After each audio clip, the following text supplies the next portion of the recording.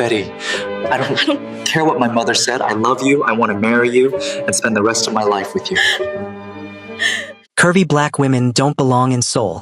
That was the first sentence Hae-won Choi ever spoke to the woman her son was about to marry. She did not raise her voice. She did not need to. She had walked into her own marble foyer to find her only son kneeling on the floor, a ring in his hand. A ring that had not been worn by a woman in 3 generations of the Choi family. And in front of him, the woman whose finger that ring was meant for. Betty Bonsu. Ghanaian British. Plus size. Braids past her waist. A thin scar across the back of her left wrist that her father had stitched himself when she was 9 years old. A small bronze pendant at her throat in the shape of a bird looking backwards. Betty had not yet said yes. She had not yet said anything. She was still trying to understand that Tae-hoon Choi, the youngest and most feared head of the Choi family, the man Seoul whispered about and lowered its eyes around, was on one knee in front of her, asking. And then the elevator opened. His mother stepped out. She looked at her son. She looked at the woman her son was kneeling for, and she said it. Curvy black women don't belong in Seoul. Tae-hoon did not look at his mother. He looked at Betty. And what happened in his face in that single half-second, in front of the most dangerous woman in Seoul and the only woman he had ever loved, is the entire reason this story exists. If you are new here, welcome home. This is Afro-Korean Love Stories Vault. This is exactly the kind of story you have been looking for. The kind where love finds its way through the rooms it should not have survived. Take a quiet moment, before we go any further, to subscribe. So no story we tell here ever passes you by. And then stay with me, because this one is going to stay with you long after it ends. To understand the silence in that foyer, we have to go back. 6 months earlier. To the morning Betty Bonsu landed at Incheon Airport with 2 suitcases, 1 envelope, and a name written in her late father's handwriting on the outside of that envelope. The name of a property in Seoul her father had bought 11 years before he died.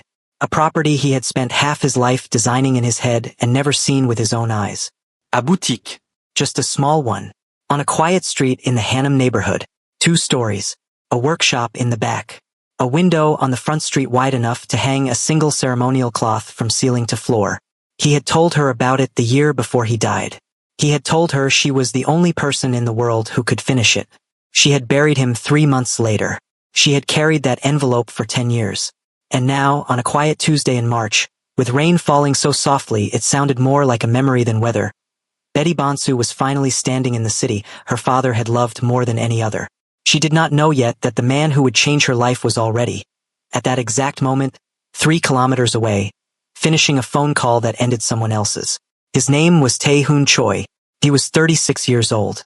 He was the youngest head the Choi family had had in 4 generations, and the most feared. There were men in Seoul who had built their careers on never crossing him, and men in Seoul who had built their careers on pretending they were not afraid of him, and not one man in Seoul who had built anything by being right about that the second time. He was standing at the window of a private office on the 42nd floor of a building that did not appear on any city map under his name. His suit was charcoal. His shirt was white. His hands were unnaturally still. On the desk behind him, a glass of water sweated quietly in a square of sunlight. A meeting was in progress. 6 men sat around the table. His lieutenant, Yoon Seo, sat at his right hand, a battered dark leather notebook open in front of him, reading glasses pushed up on his forehead. The phone on the desk rang once. Tae-hoon did not turn around. He answered without looking. He listened for 3 seconds. He said 3 words. Do it now. He hung up. He returned to the window. The meeting continued as if a chair had simply been moved. Across the city, on a tree-lined street where the magnolias were starting to open, a man named Jin Ho Ryu took the last breath of his life in the back of a parked car. He had been skimming Choi family revenue for 6 months. He had believed he was clever about it. He had been wrong about the 3rd week. He had not been told he was wrong because Tae-hoon Choi did not, as a matter of policy, tell men they were wrong. He simply allowed the wrong men to keep walking around for as long as he needed them to. The meeting in the office continued. The glass of water sweated. Yoon Seo wrote 1 line in his notebook, the date and a single tick mark, and closed the notebook. No one in the room asked who had called. This was a normal Tuesday for Tae-hoon Choi. Across town, Betty Bonsu was being refused service at a 3rd boutique. She had been in Seoul for 91 days. She had been the only black woman in every room she entered for 91 days. She had walked into 3 boutiques and been politely shown the door. She had walked into 1 restaurant and been told the kitchen was closed, while 3 plates of pasta were being delivered to the table behind her. She had been photographed without her permission by strangers in the subway, in the elevator of her own apartment building, on the steps of the cultural ministry where she was trying to push her permits through. The photographs had appeared online. They had been captioned. She had not read the captions. She did not need to. She did not cry. She had not cried since the funeral. Her brother Kwame had called her 3 times a week from Kumasi. He had asked her every single time when she was coming home. She had told him every single time that she was not coming home until the boutique opened. She had told him every single time that she could feel their father in the building, in the dust, in the empty workshop, in the wide window that did not yet have a cloth in it. She had not told him that someone, somewhere, was quietly blocking her permits. She did not yet know who. It was Hae-won Choi. It had been Hae-won Choi for 91 days. From the moment Hae-won received the call from her family lawyer informing her that a Bonsu woman had landed in Seoul with a notarized deed in her hand, she had been at war with Betty. She had made 3 phone calls. She had not raised her voice on any of them. She had simply named a name and ended a sentence. Permits had stalled. Inspectors had become unavailable. A contractor had withdrawn a bid. A bank had paused a transfer. Betty did not know any of this.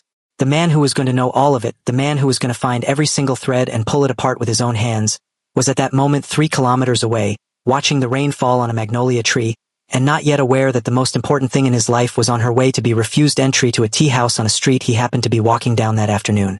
It was raining when she got there. Not heavily.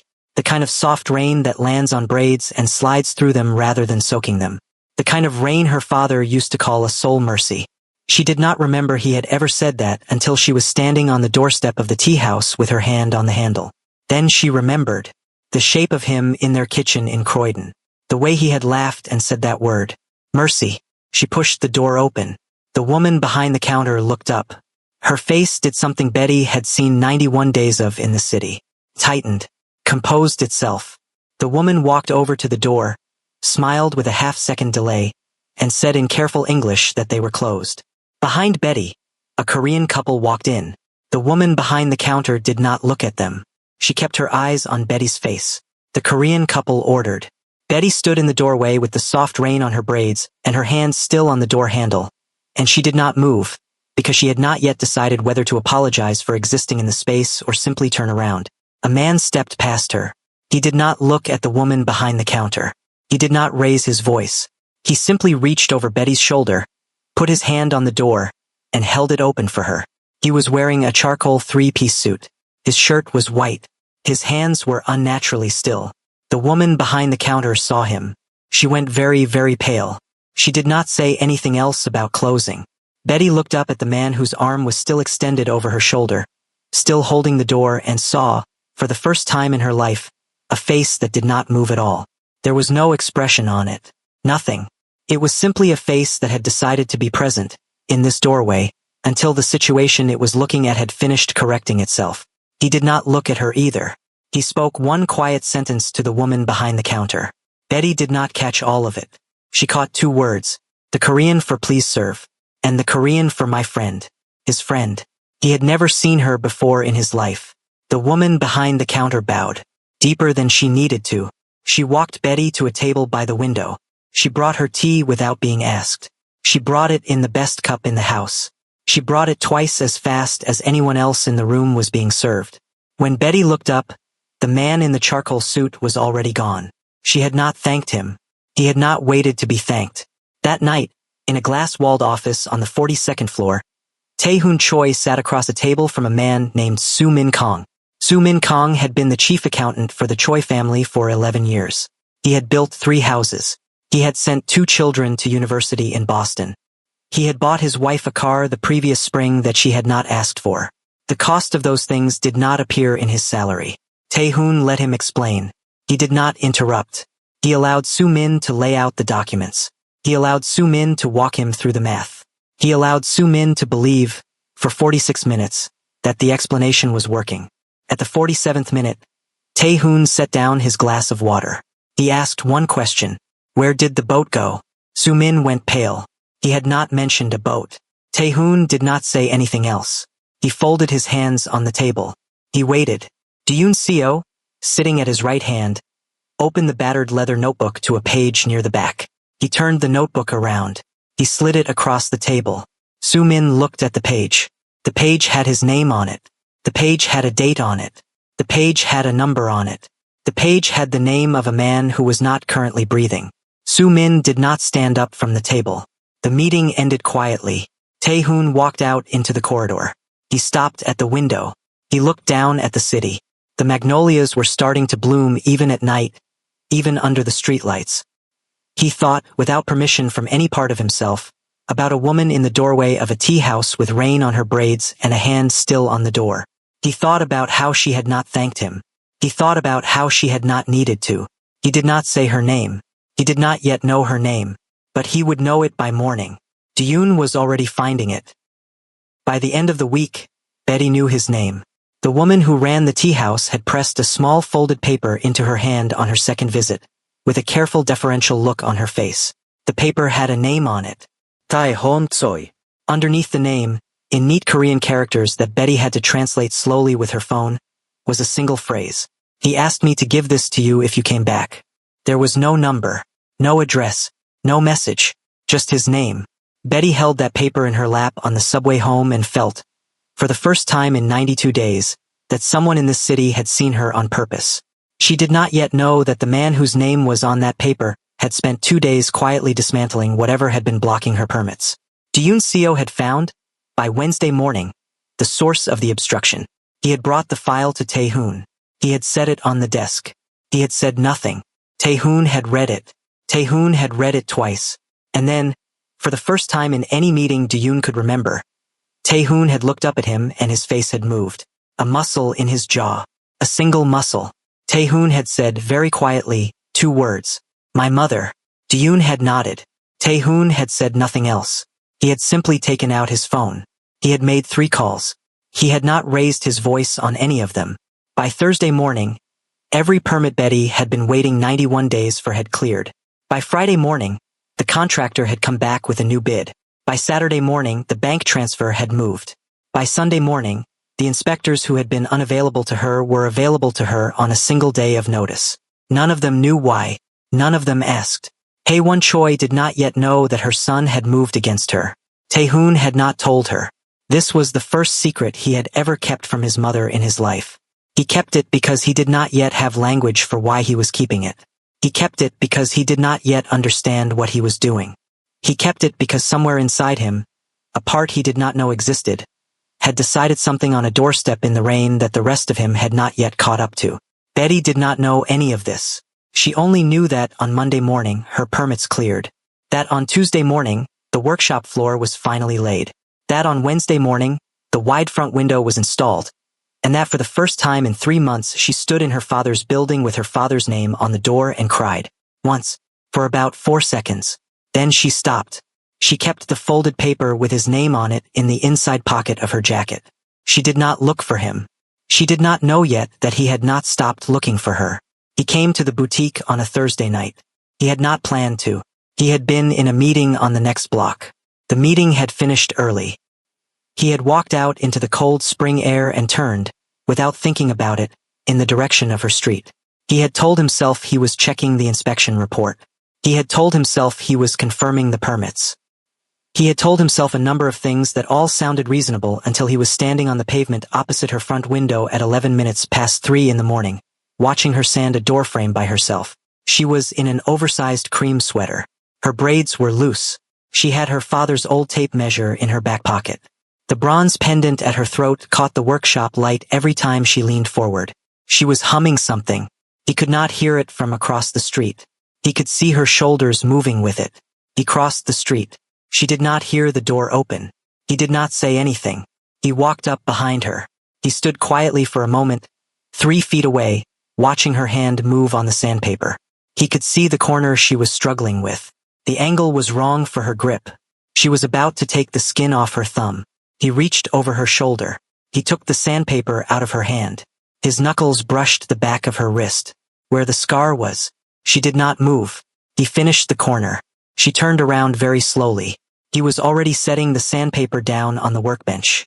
His hands were unnaturally still again. He was not looking at her. He was looking at the corner he had finished. She said his name. He had never heard his name in her voice before. A muscle in his jaw moved. She said it again. Taehon. He looked at her. The whole room went very, very quiet. The workshop light was the only thing humming. He did not move toward her. She did not move toward him. They stood 3 feet apart in a building neither of them yet understood. On a street neither of them yet understood. In a city neither of them yet understood. And the only thing happening between them was the fact that he had finished the corner of a door frame with her father's tape measure in her back pocket. And she had not thanked him. She did not need to. He did not wait to be thanked. He nodded once. He walked to the door. He stopped with his hand on the handle. He did not turn around. He said one sentence very softly, in English. Do not work this late by yourself. He let himself out. She stood in the workshop with the sandpaper in her hand and a feeling in her chest she had not had in 10 years, and she did not move for a very long time. The next morning, Yoon Seo walked into Tae-hoon's private office with the leather notebook closed in his hand and a look on his face that Tae-hoon had not seen since the night Tae-hoon's father died. Yoon did not sit down. He set the notebook on the desk. He said, I have something I think you need to see. Tae-hoon looked at him. Yoon opened the notebook to a page at the back. It was not his own notebook. The handwriting was older. The paper had yellowed at the edges. The ink was the kind of dark blue ink Tae-hoon's father used to use. The page was a list of properties. Halfway down the list, in handwriting Tae-hoon had not seen in 20 years, was the address of a small boutique in the Hanam neighborhood. 2 stories. A workshop in the back. The deed had been held in trust since 1986. The trust had 2 names on it. One Sik Choi, and Kojo Bonsu. Tae-hoon did not breathe for a long moment. Yoon turned the page. A second list. Letters. Dates.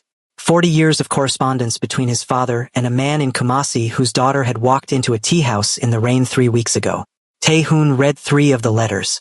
He did not need to read more. His father had laughed in those letters in a way Tae-hoon had not known his father knew how to laugh. His father had written one sentence about Tae-hoon when Tae-hoon was 9 years old. The boy is too serious. I am afraid I have made him so. Tae-hoon set the notebook down very carefully. He looked out the window. In a single silent minute, every earlier scene reframed itself. The doorstep in the rain, the corner of the doorframe, the way she had said his name, the way he had not been able to walk past her tea house without turning down her street. He remembered something Yoon had said in the file about the man on the Magnolia Street. That man had not only been skimming Choi family revenue. He had also, in the last 3 months of his life, been quietly building a case against a Ghanaian British woman whose permits he wanted to sell. He had been threatening her permits. He had been threatening her. Tae-hoon had not known her name when he made the call. He had only known that a man was moving on someone he had no business moving on. He had ended him. He had been protecting her before he knew she was his. If you are feeling what this story is doing to you right now, take a moment. Pause. Tap subscribe if you have not already, so that no Afro-Korean love story we tell here ever passes you by. And share this with someone in your life who lives for stories where love finds its way through the impossible. A sister, a best friend, partner. Send it to the person who would feel this with you. Then come back, because we are only halfway home, and what happens next is the reason this video exists. That afternoon, Tae-hoon transferred the deed of the Hanam property out of the Choi family trust and into Betty Bonsu's name. He did it quietly. He did not tell her. He filed it through his own lawyer. He paid every transfer fee himself. He left no paper trail back to his name. When the notification arrived at Betty's apartment 2 days later, the letter said only that an old administrative error had been corrected, and that the property she had been renovating was now legally hers, free and clear. She read the letter twice. She did not understand. She called her lawyer in London. Her lawyer also did not understand. She called the lawyer named in the letter. The lawyer in Seoul was polite and gave her nothing. She put the letter in a drawer. She told no one. She had not seen Tae-hoon since the night of the doorframe. She did not know he had not slept since. He had told no one what he had done. Not even Yoon. Especially not his mother. Hae-won found out anyway. She had her own people inside the family trust. By Friday morning she knew. By Friday afternoon she had read the original 1986 deed, with both her husband's signature and Kojo Bonsu's signature on it. By Friday evening, she had stopped being able to pour her own tea without her hands shaking. By Saturday morning, she had decided what she was going to do. She invited Betty for tea. The invitation was handwritten. Pearl-colored paper. Old money calligraphy. The driver who delivered it bowed to Betty in a way no one in Seoul had bowed to her in 95 days. Betty stood at her kitchen counter holding the envelope and felt something she had not felt since her father's funeral. She felt seen on purpose by someone powerful. She did not yet know it was a trap. She put on her best dress. The midnight blue silk with the Kent trim. She put on her mother's gold bangles. She let her braids down. She took the bronze pendant out from under her collar and set it on the outside of the silk, where it could be seen. She did this because she had been raised by a Kojua Bonsu, who had taught her that when a powerful woman invites you for tea, you arrive looking like the daughter of someone who loved you. The tea was perfect. The conversation was warm. Hae-won asked careful questions about Kumasi, about Betty's mother, about the boutique. She said she had always admired the Kent patterns. She said she had once owned a hanbok with West African embroidery on the cuffs. She did not say where she had bought it. Betty did not ask. For 1 full hour, Betty believed, for the first time in 3 months, that Seoul might one day learn how to hold her. Then Hae-won set down her cup. She took out a slim leather folder. She placed it on the table between them. She did not open it. She slid it gently across the polished wood until it was directly in front of Betty's hand. She told Betty, in the same warm, careful tone she had used for the tea, that the folder contained enough documentation to send her son to prison for the rest of his life. She told Betty that she had compiled it over 20 years. She told Betty that she would never use it, unless a certain Ghanaian British woman did not get on a plane out of Incheon by sunrise on Tuesday. Betty did not open the folder. She did not need to. She looked at Hae-won. She looked at the perfectly poured tea. She looked at the pale jade ring on Hae-won's finger. She thought, for 1 whole second, about throwing the tea in this woman's face. She thought about it the way her mother would have thought about it. With dignity, with clarity, with absolute certainty that she had earned the right to. She did not throw the tea. She stood up. She thanked Hae-won for her hospitality. In careful Korean she had practiced for 10 years. She walked out of the apartment. She walked down the marble corridor. She got in the elevator. She kept her back straight until the elevator door closed. Then her knees nearly gave out. She did not call Afia. She did not call her mother. She did not call her brother. She booked a flight. She packed 1 suitcase. She left the second one in the apartment. She did not tell Tae-hoon. She did not tell anyone. She wrote 1 letter in her own handwriting in English on the back of the architectural drawings her father had made of the boutique. She left it in the empty workshop. The letter said only 7 words. I am sorry. I have to go. She did not sign it. She did not need to. Tae-hoon arrived at the boutique at 4 in the morning. He had been woken at 3:40 by a phone call from his lawyer, who had been woken at 3:30 by a phone call from the bank, which had flagged an emergency international transfer in Betty's name. Tae-hoon read the transfer note. He read the destination. He stood very still for 1 full second. Then he moved. He walked into the empty workshop. He saw the letter on the workbench. He read it. He read it again. He put it in the inside pocket of his jacket. He took out his phone. He called Do-yoon. He said 1 sentence. She is at the airport. Find her. Do-yoon was already moving. What neither of them yet knew was that Byung-ho Hwang had been waiting for this moment for 4 months. Byung-ho had men inside the airport. Byung-ho had men inside the airline. Byung-ho had been watching Tae-hoon for a long time, and the only thing Byung-ho had not yet found was a single specific weakness he could put his hand on. The night Hae-won Choi handed Betty Bonsu a leather folder in a marble apartment. One of the housekeepers in that apartment was on Byung-ho's payroll. By the time Betty's car pulled up at Incheon, Byung-ho was already inside the private terminal. He took her in the corridor between security and the gate. He was very polite about it. He smiled with a mouth that did not move his eyes. He said in careful English that there was a gentleman who would very much like to speak with her before her flight. He took her elbow. He walked her into a private room. He closed the door. Tae-hoon's car came over the bridge at 140 kilometers an hour.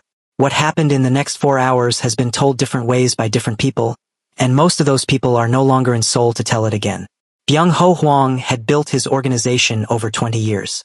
He had 3 lieutenants, 6 soldiers, and a private compound on the south side of the river. By sunrise, the compound was empty. By sunrise, the 3 lieutenants were no longer breathing. By sunrise, 5 of the 6 soldiers had also stopped breathing. The sixth soldier was alive. He was alive on purpose. He had been left, deliberately, with a single message to deliver to whoever was left of Byung-ho's people in this city. The message was 4 words. She is not yours.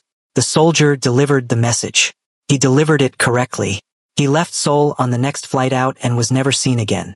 Byung-ho himself did not see the sunrise. Tae-hoon walked into the private terminal at 6:43 in the morning. He was still in last night's suit. His shirt was still white. His hands were still unnaturally still.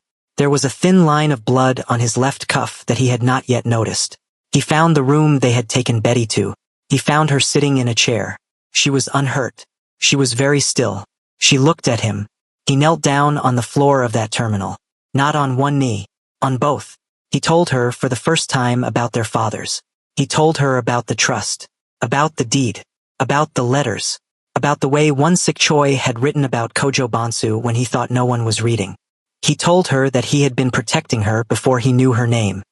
He told her that he had transferred the deed because the building was hers, and only hers, and it had always been hers, and his family had been holding it for hers for 40 years. He told her about his mother's folder. He told her that he had already destroyed every copy. He told her that there was nothing she could be threatened with anymore.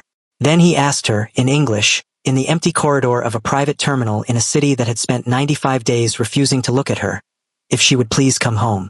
She said one word. Yes. She did not get on the plane. He took her home. He took her to the apartment that had been his father's, the one with the marble foyer and the view of the magnolias on the boulevard. He took her there because there was one more thing in that apartment that belonged to her, and she did not yet know it. He sat her on the long sofa in the living room. He went into his father's old study. He opened a drawer that had been closed since 2016. He took out a small velvet box. He took out the leather notebook Yoon had shown him. He came back into the living room. He sat down across from her. He held the velvet box in his hand. He told her that he did not know how to do this the way other men did this. He told her that he had never been on one knee for anyone in his life. He told her that the ring in the box had belonged to his grandmother, and his great-grandmother, and a woman before that whose name he no longer knew. He told her that no woman had worn the ring in 3 generations because the women the Choi men had married since had not been the kind of women anyone in the family had wanted to give a grandmother's ring to. He told her that this was the first time, in 120 years, that a Choi man had picked the right person. He stood up. He walked around the low table. He knelt in front of her. He opened the box. And the elevator opened. His mother walked out. His mother looked at her son. She looked at the woman her son was kneeling for.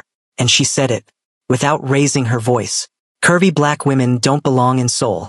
Tae-hoon did not look at his mother. He looked at Betty. He stood up, very slowly. He picked up the leather notebook from the side table where he had set it. He walked across the foyer. He placed the notebook into his mother's hands. He said, in Korean, in the gentlest voice he had ever used with her in his adult life, please open it. Hae-won opened the notebook. She read the first page. Her husband's handwriting. The way her husband had written when he thought she was not reading. The way he had written about another man. About a friendship. About a quiet laughter on a quiet Tuesday in a tea house she had never been invited to. She turned the page. She read the next. She turned the page. She read the next. She read for 2 minutes. She read in a silence so complete the clock on the wall could be heard ticking through the whole foyer. She found, near the back of the notebook, a folded sheet of paper. She opened it. It was the original 1986 deed. Her husband's signature. The address of a small boutique in the Hanam neighborhood her husband had been buying with a Ghanaian man she had spent 40 years hating for the wrong reason. Her hands began to shake. She looked up at her son. She looked at Betty. She tried to speak. She could not. Tae-hoon walked back across the foyer. He knelt down in front of Betty again. He opened the box again. He asked her, in English, in the room where his mother could not unhear it, the only question he had ever wanted to ask anyone in his life. Betty looked at him. She looked at the ring. She looked at the woman standing behind him with 40 years of certainty collapsing in her hands. She said yes. She had already said it once tonight, in a private terminal at sunrise, but she said it again. So everyone in the room would hear it.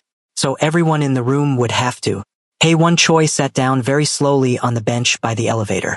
She did not say another word. She did not need to. 6 months later, The small boutique on the quiet street in the Hanam neighborhood opened its doors. The wide front window finally had a cloth in it. The cloth had been woven in Kumasi by Mama Akojua Bonsu over 6 months. It carried, woven into the Kent in deep indigo thread, 2 columns of Korean ink characters.